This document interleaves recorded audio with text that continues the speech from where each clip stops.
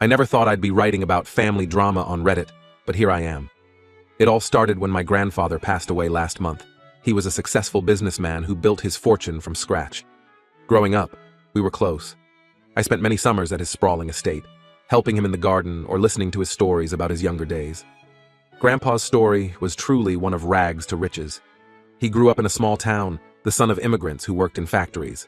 From a young age, he was determined to make something of himself. He worked odd jobs throughout his teenage years, saving every penny. After high school, he started a small delivery service with just one truck. Through sheer determination and a knack for business, he grew that single truck into a nationwide logistics company. Despite his success, Grandpa never forgot his roots. He was always generous, donating to local charities and helping out family members in need. He had a particular soft spot for education, often paying for his employees' children to go to college. It was this generosity that made what happened next so shocking to everyone. My grandfather had 4 children, my dad, the oldest, 2 aunts, and an uncle. Dad always had a strained relationship with Grandpa. He wanted to pursue art instead of joining the family business, which didn't sit well with Grandpa. I remember countless dinner table arguments about it when I was a kid. Dad would passionately defend his choice, while Grandpa would counter with practical concerns about stability and family legacy. Despite their differences, Grandpa always treated us grandkids equally. He never played favorites, always remembering our birthdays and milestones with the same enthusiasm. That's why what happened at the reading of the will was so unexpected. The drama unfolded in the stuffy office of Mr. Johnson, Grandpa's longtime lawyer. The family gathered there a week after the funeral, still raw with grief. I can still picture the scene, the heavy wooden desk, the walls lined with law books, the ticking of an old grandfather clock in the corner. The tension in the room was palpable as Mr. Johnson cleared his throat and began to read. To everyone's shock, Grandpa left 70% of his estate to me. The remaining 30% was to be split equally among my cousins. My dad, aunts, and uncle were completely cut out. The moment Mr. Johnson finished reading, all hell broke loose. My Uncle Jim stormed out, slamming the door behind him so hard that the window panes rattled. Aunt Sarah burst into tears, mascara running down her cheeks as she sobbed into her hands. Aunt Linda, always the most volatile of the bunch, started yelling at me. She accused me of manipulating Grandpa, of secretly plotting to steal the inheritance. Her face was red with anger as she pointed her finger at me, spitting out accusations. Dad just sat there, stone-faced and silent. His reaction, or lack thereof, was almost worse than the others. He didn't yell or cry, he just stared blankly ahead, as if he couldn't quite process what had just happened. I was as surprised as everyone else. I had no idea Grandpa was planning this. Sure, we were close, but I never expected to inherit the bulk of his estate. I tried to explain that I knew nothing about it, but nobody would listen. My words fell on deaf ears as the room descended into chaos. In the days that followed, things only got worse. My cousins, who I'd always been close to, stopped talking to me. We'd grown up together, spending holidays and summers at Grandpa's estate. Now, they blocked me on social media and wouldn't return my calls. It felt like losing a part of my family all over again. My aunts spread rumors in the family that I'd been secretly meeting with Grandpa and his lawyers, plotting to cut everyone else out. These rumors reached extended family members and even some family friends. Suddenly, I was getting cold shoulders from people I'd known my whole life. The worst part was Dad's reaction. He didn't yell or accuse me of anything, but his silence hurt more than any words could. He barely looked at me when I tried to talk to him. The man who had always been my biggest supporter, who had taught me to stand up for my beliefs just as he had done, now couldn't even meet my eyes. Mom was caught in the middle, trying to mediate between us but failing miserably. I could see the toll it was taking on her, constantly torn between her husband and her child. The stress was evident in the new lines on her face and the way she'd jump at any sudden noise, as if bracing for another argument. I decided to meet with Grandpa's lawyer to understand why he made this decision. Mr. Johnson's office felt different this time, less intimidating, more like a refuge from the storm of family drama.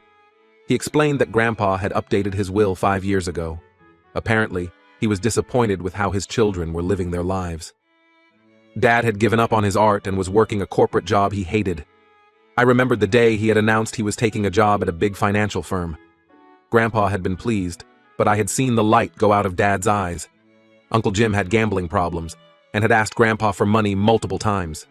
There were hushed conversations about unpaid debts and threats from loan sharks. Aunt Sarah was on her third divorce, each one messier than the last. Her first husband had been her high school sweetheart, a match everyone thought would last forever. The second had been a whirlwind romance that burned out fast. The third, well, the less said about him, the better. Aunt Linda was involved in some pyramid scheme, constantly trying to recruit family members to join her business opportunity. Her garage was probably still full of unsold products. Grandpa felt that I was the only one who shared his values of hard work and integrity. He'd been impressed by how I'd put myself through college with scholarships and part-time jobs, refusing to take the easy way out by asking him for money. I remembered the long nights studying, the weekends spent waiting tables instead of partying. At the time, it had felt like a burden. Now, it seemed those choices had led to this unexpected inheritance. While this explanation made sense, it didn't make the situation any easier. I tried reaching out to my family members individually, hoping to talk things through, but each attempt was met with hostility or indifference. Uncle Jim sent me a scathing email, calling me a manipulative gold digger and threatening legal action. His words stung, especially coming from the man who had taught me how to ride a bike and had always slipped me an extra dessert at family dinners. Aunt Sarah left a tearful voicemail, begging me to do the right thing and split the inheritance equally. Her voice cracked as she talked about her financial struggles, how she was barely keeping afloat after her last divorce. It was hard not to feel guilty, even though I knew I hadn't done anything wrong. Aunt Linda took to Facebook, posting vague statuses about snakes in the family that were clearly aimed at me. It was strange to see how quickly she had turned on me, when just a month ago, she had been trying to convince me to join her latest business venture. My cousin's reactions were mixed. Tom, Aunt Sarah's son, told me he didn't blame me, but couldn't go against his mom. We had always been close, sharing a love for old sci-fi movies and obscure bands. His message felt like a small lifeline in the midst of all the chaos. Emma, Uncle Jim's daughter, sent me a long text accusing me of always being Grandpa's favorite and finally showing my true colors. Her words hurt more than I wanted to admit. We had shared a room at Grandpa's house every summer, staying up late to talk about boys and our dreams for the future. Now, it felt like those memories had been tainted. The others simply ignored me. No responses to my texts, no acknowledgement of my emails. It was like I had suddenly ceased to exist in their world. The whole situation has left me feeling lost and alone. I never asked for this inheritance, and I certainly don't want it at the cost of my family relationships. But I also feel that going against Grandpa's wishes would be disrespectful to his memory. He had always taught us about the importance of honoring one's word and standing by our decisions. Would disregarding his last wishes be a betrayal of everything he stood for? I'm torn between my desire to mend family ties and my responsibility to honor Grandpa's last wishes. The money isn't even the issue here. It's the broken trust and accusations that hurt the most. I've always prided myself on my integrity, and now I'm being painted as some kind of villain in a family drama I never wanted to be part of. I'm not sure what to do next. Part of me wants to respect Grandpa's decision and use the inheritance as he intended. Another part wants to divide it equally just to stop the fighting. But would that really solve anything? The hurt and accusations might still remain, a festering wound in our family's history. For now, I'm taking some time to process everything.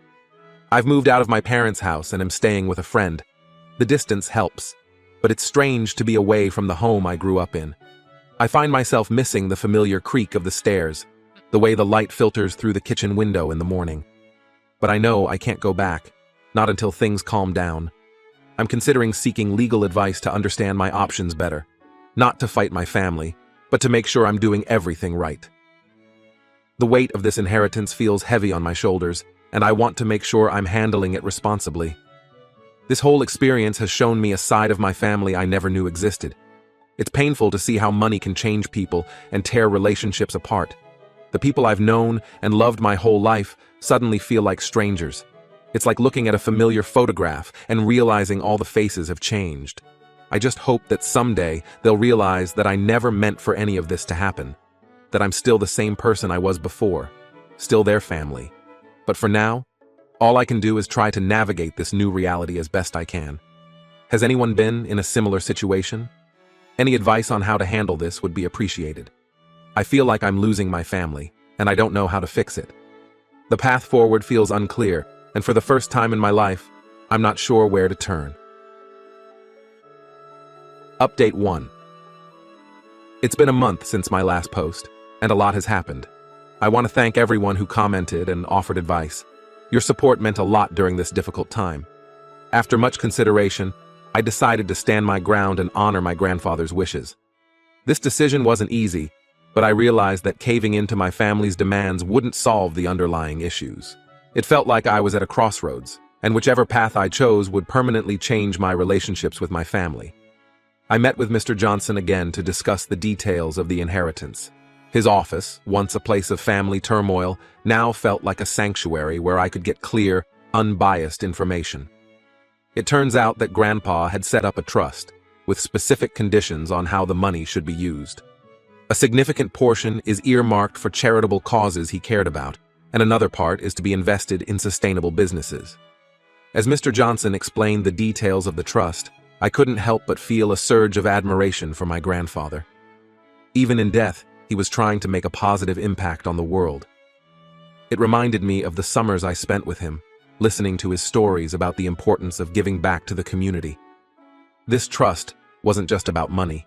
It was about continuing his legacy of generosity and social responsibility. This revelation reinforced my belief that Grandpa had put a lot of thought into his decision. It wasn't a spur-of-the-moment choice or an act of favoritism. It was a carefully considered plan to ensure his wealth would be used in a way that aligned with his values. Armed with this information, I tried one last time to reach out to my family. I invited everyone to a meeting at a neutral location, a conference room at a local hotel. The days leading up to the meeting were filled with anxiety.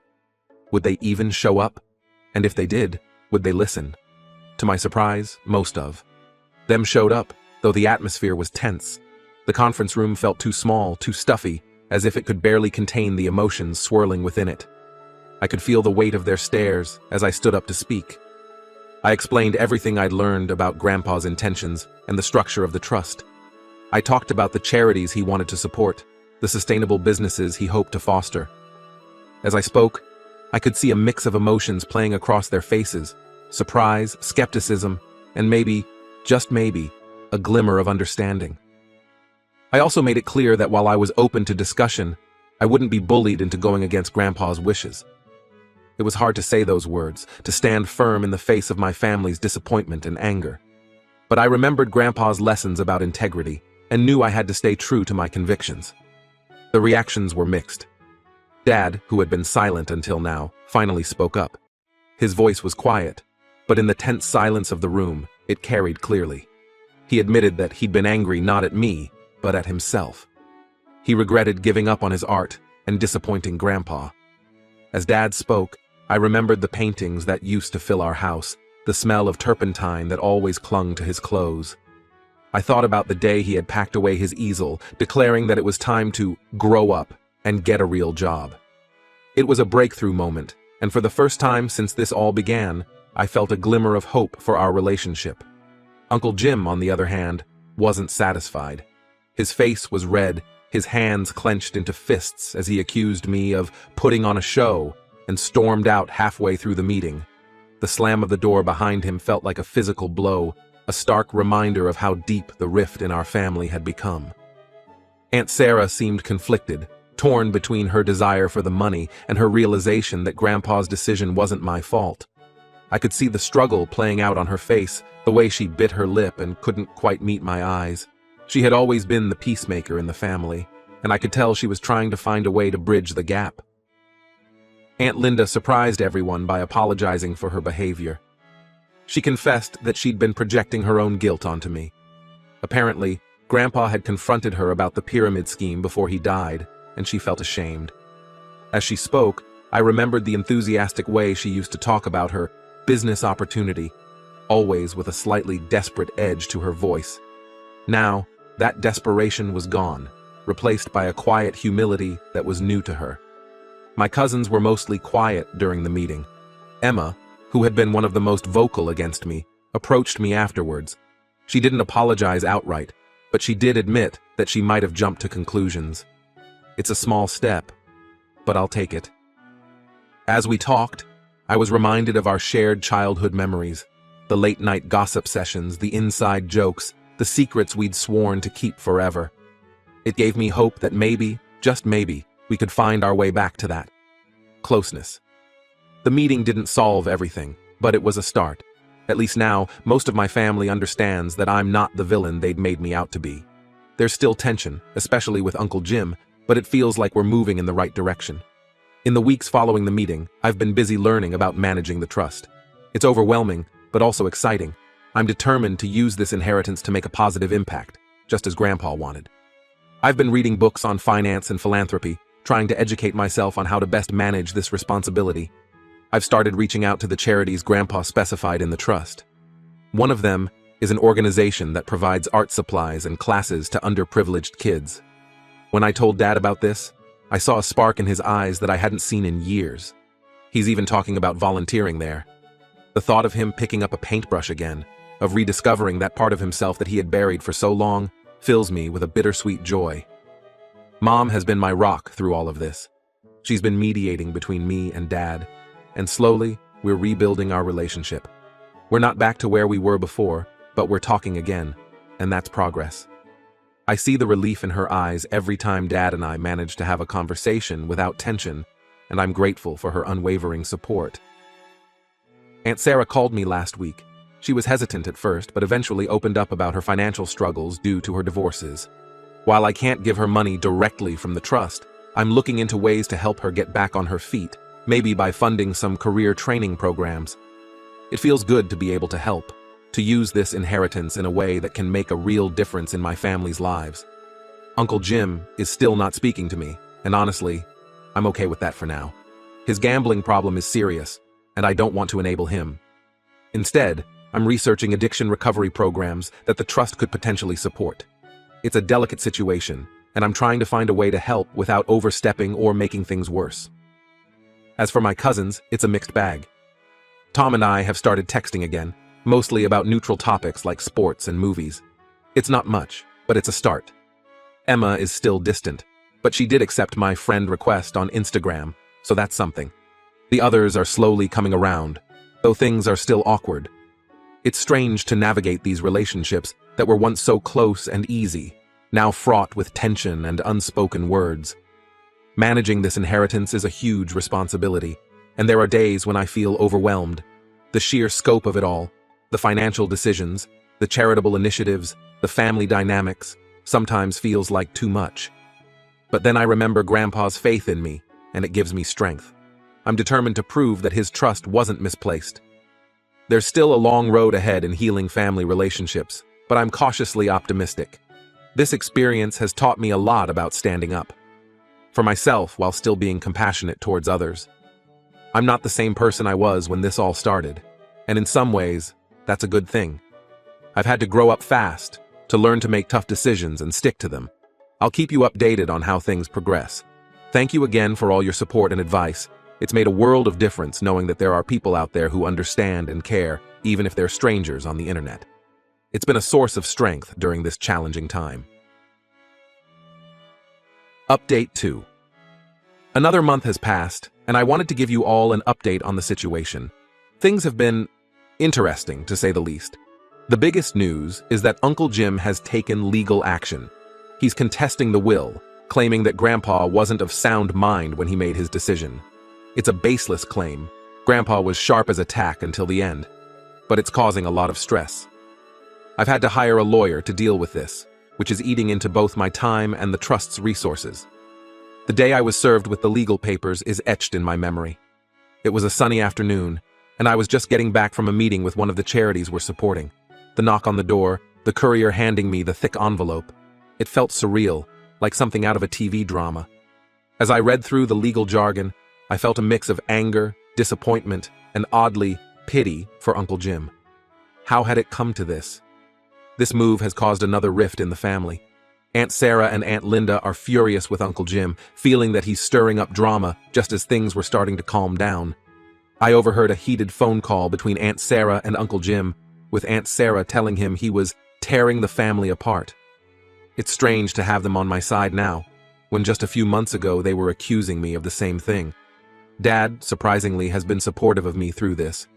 He even offered to testify about Grandpa's mental state if it comes to that. It's a bittersweet development. I'm grateful for his support, but sad that it took this legal battle to bring us closer. We've been talking more, often late into the night, about Grandpa, about Dad's art, about the future. It feels like we're getting to know each other all over again. On a more positive note, the charitable initiatives are starting to take shape. The art program for underprivileged kids that I mentioned in my last update? It's been a huge success. Dad has indeed started volunteering there, teaching a weekly painting class.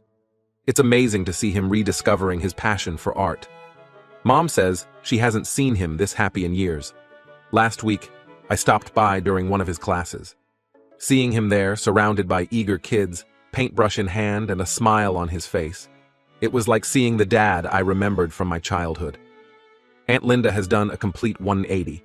She's abandoned the pyramid scheme and has been helping me research sustainable business opportunities for the trust to invest in. It's been great working with her and seeing this new side of her personality. She's got a keen eye for detail and a knack for numbers that I never knew about. We've been spending a lot of time together, poring over business plans and financial reports.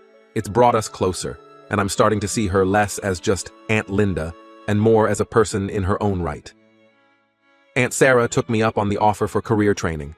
She's enrolled in a program to become a paralegal and is throwing herself into her studies.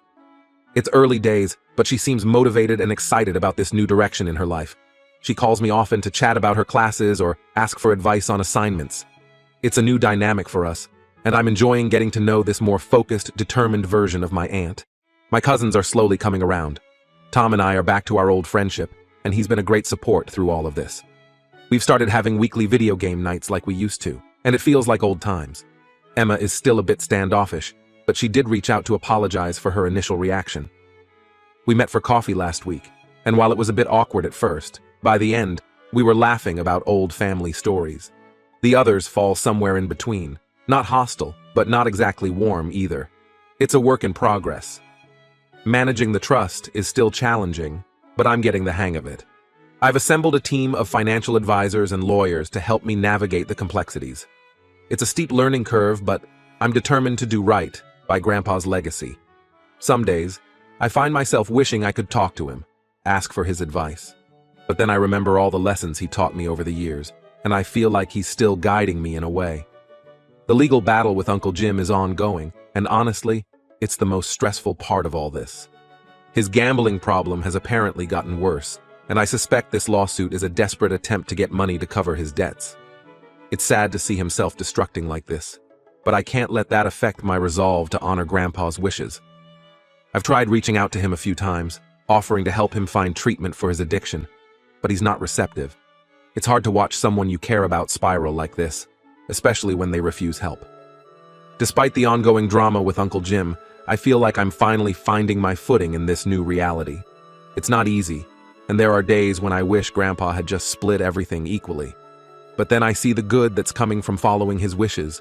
Dad rediscovering his passion, Aunt Sarah getting a fresh start, the kids benefiting from the art program. And I know I'm on the right path. I'm learning to balance being firm in my decisions with being compassionate towards my family. It's a tricky line to walk, but I think I'm getting better at it. This whole experience has forced me to grow up fast, and while it's been painful at times, I can see how it's making me stronger. As always, thank you all for your support and advice. It means more than you know. I'll keep you updated on how things unfold, especially with Uncle Jim's lawsuit. Wish me luck.